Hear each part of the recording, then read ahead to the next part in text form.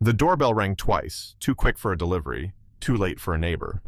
On the porch monitor, two men stood under the porch light in mismatched HOA compliance vests. One had a beard trimmed to a permanent sneer.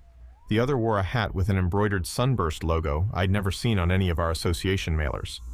Their badges looked like something from a Halloween aisle. Chrome, star-shaped, no state seal. A white pickup idled at the curb with a magnet stuck to the door. HOA enforcement, the font barely aligned. Sarah wiped her hands on a dish towel and gave me that look every suburban couple learns. The one that means we try polite first. We had moved here to get away from sirens and sand and places where doors didn't mean much.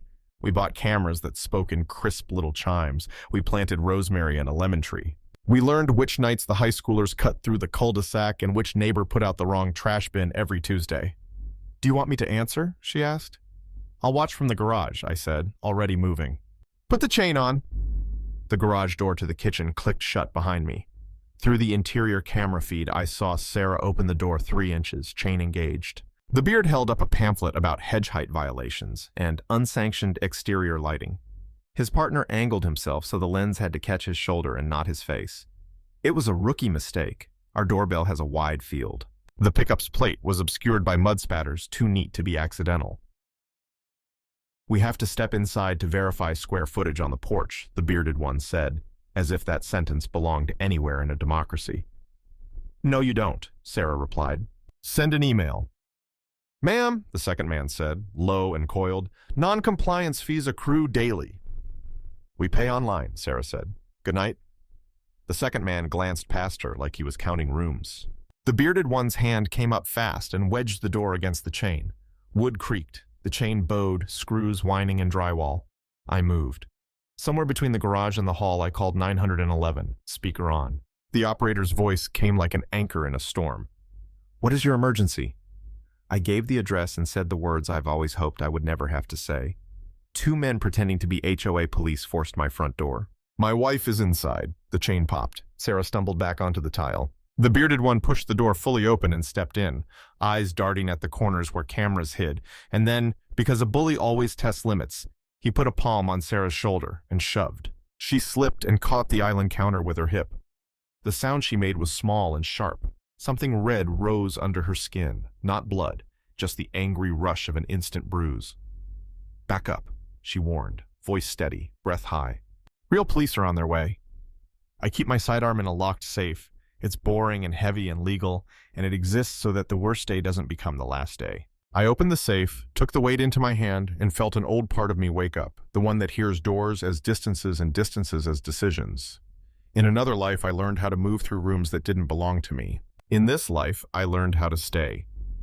"Sir, stay on the line," the operator said. I tucked the phone into my pocket. "I am," I said.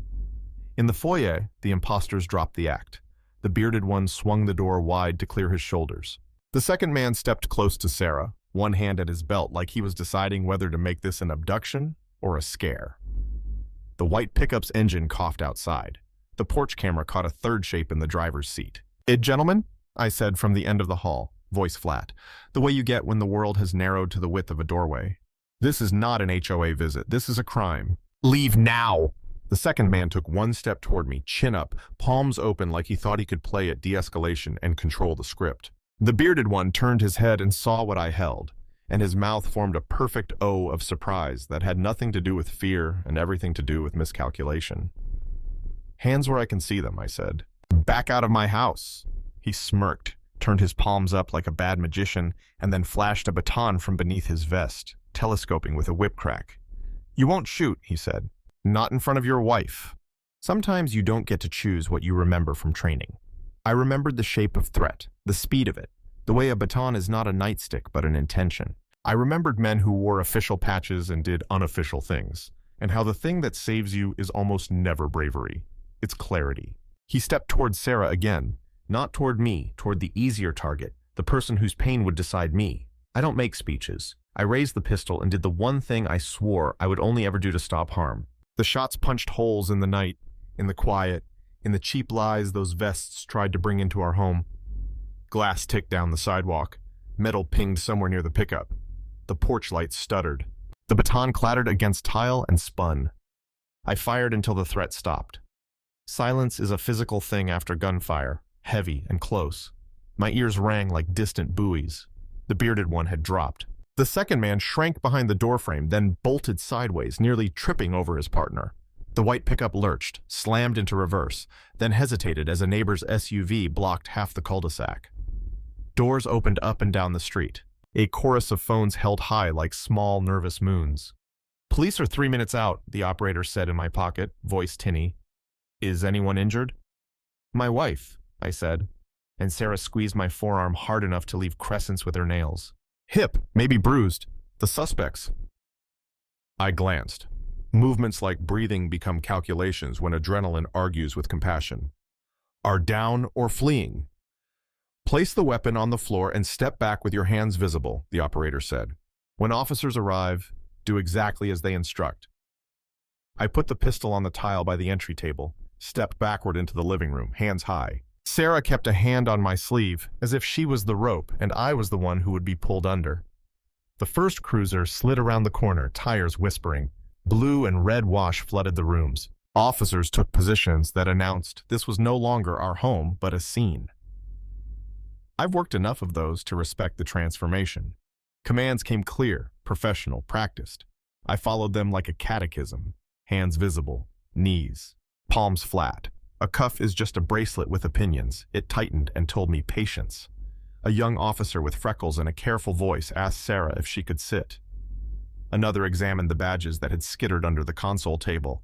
He held one up with 2 fingers and made a face you make when your mind writes the report before your mouth finds words. "Where are your HOA IDs?" a senior cop asked the man on the floor. He got a groan that belonged to pain and pride and dawning stupidity. Paramedics came with their gurney diplomacy. They knelt by Sarah, palpated, asked if her head hurt, if her vision blurred. She shook her head and wiped tears that weren't about pain. Neighbors watched from their lawns, bathrobes tightened, dogs tucked under arms. Somebody cried, not because of what had happened, but because of what almost had. The pickup was gone, but not the plate. The porch camera had caught it when the driver leaned out to argue with momentum. Our neighbor across the street, the one who teaches community college civics and mows with lines so straight they look like faith, turned his eyes to me and gave a small nod. I didn't know if it meant I did right, or if it meant, simply, I saw dot hours turn wooden in a night like this. I sat on the tailgate of an ambulance and told the story 3 times in 3 slightly different ways that added up to one truth. The detective in charge wore tired like a second suit. He asked about the vests, the approach, the shove. He asked how many rounds. I told him what mattered. I shot to stop, then I stopped. He didn't flinch at the brand of the pistol, just wrote it down like he writes down the make of a toaster in an arson report. The bearded man went to the hospital under a sheet of blankets that said nothing about consequence. The second man would get found because criminals love the comfort of familiar beds, even when the sheets smell like fear. The third man had left tire tracks like breadcrumbs and a plate like confession. By sunrise, the cul-de-sac looked the same but didn't feel the same. News vans overflow with coffee and certainty. We got up here by noon. HOA sent an email blast at 7:15 a.m. with a subject line that should have been an apology but read like a lawsuit rehearsed in a mirror. HOA does not conduct nighttime compliance visits. The board president, who rarely left the comfort of capital letters, came in person for once, his tie notched so tight his voice rose in a permanent plea. "We are cooperating," he said, as if saying so would absolve the system that made people think a vest and a clipboard could bend doors. Sarah sat at the kitchen table with an ice pack and her mother on the phone from 3 states away. "I'm okay," she kept saying. "He's okay." She would stop saying it when I left the room and start again when I returned, the words like a bridge we had to test with every step. Detectives came back with printouts. The bearded one had a record for impersonating a security officer at a storage facility. The second had bounced checks and bounced between counties. The driver had a stack of citations and a cousin on the HOA. Grounds crew, the kind of connective tissue that makes small-time grifts feel like enterprises. They had tried a few houses when nobody was home. Ours wasn't empty. They weren't expecting that. The DA called it what it was, a home invasion by imposters. The press conference used phrases that belong to modern America. Ring footage, neighborhood app, imposter scams, verify credentials. Nobody used the phrase that lived under my tongue. They touched my wife. That was the whole case for me. Everything else, the badges, the board emails, the neighbors with their cups of coffee that tasted like drama, was architecture around that single violation. In the quiet after the camera crews left, I walked the perimeter of our tiny plot of land, fingers sliding along the fence rails like I was reading a language I'd just learned. I paused under the eaves where the porch light had flickered and replaced the bulb. I checked the screws where the chain had torn out and patched the splintered jamb. The door felt heavier when it swung. Maybe that was just me. Sarah joined me on some porch steps and leaned into my shoulder till our bodies found the seam they always find. "Does it ever go back to before?" she asked. "Nothing does," I said. "But it can go forward." We went to the HOA meeting 2 nights later because survival is partly about showing up to boring rooms. The board rented the library auditorium and tried to sound urgent without sounding liable. People asked about security patrols, about third-party verification, about whether volunteers could walk together at dusk. A retired cop in a ball cap explained calmly that HOA has no police powers. It has rules about flagpoles and paint swatches. A young mother with a stroller asked if someone could help her replace a burned-out porch bulb. I raised my hand.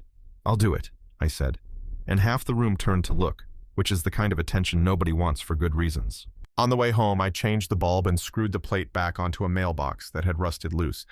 A small thing, but small things are the bricks that make the wall dot weeks pass in inches when your body remembers impact. Sarah bruised yellow to green to normal. I slept badly. The door creaked like an old ship in my dreams, and sometimes I woke with my hands open and empty, the way we trained. Nothing in your grip until you mean it. Neighbors waved longer in the mornings. The man across the street, civics teacher, straight lines in the lawn, brought over a pie that tasted like his grandmother's house and set it on the counter without making eye contact for a full minute.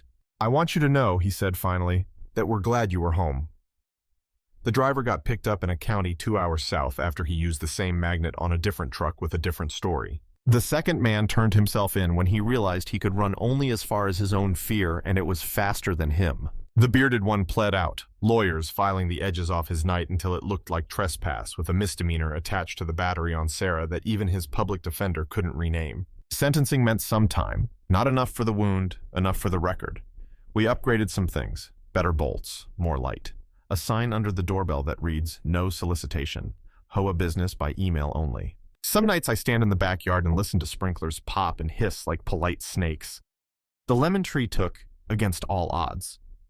Fruit is a promise kept by the soil and the sun, not by any committee. Sarah brings in 2 lemons at a time and rolls them on the counter before she cuts them, hands moving with the ease of someone who knows where the knives belong and trusts them to stay there. I never wanted to be the man who emptied his magazine in a quiet neighborhood. I wanted to be the man who grills on Sundays and knows the names of every child who rides a bicycle down our street. But sometimes the world insists, and you insist back. What saved us wasn't the pistol, it was the truth that our home is not a stage for strangers to play cop on. It was a call made early, it was cameras that don't blink, it was neighbors who didn't look away. It was Sarah saying no, in a voice that still looked like the girl I met at a farmer's market before any of this had names. Modern America is full of uniforms without oaths, badges without weight, trucks with magnets pretending to be authority.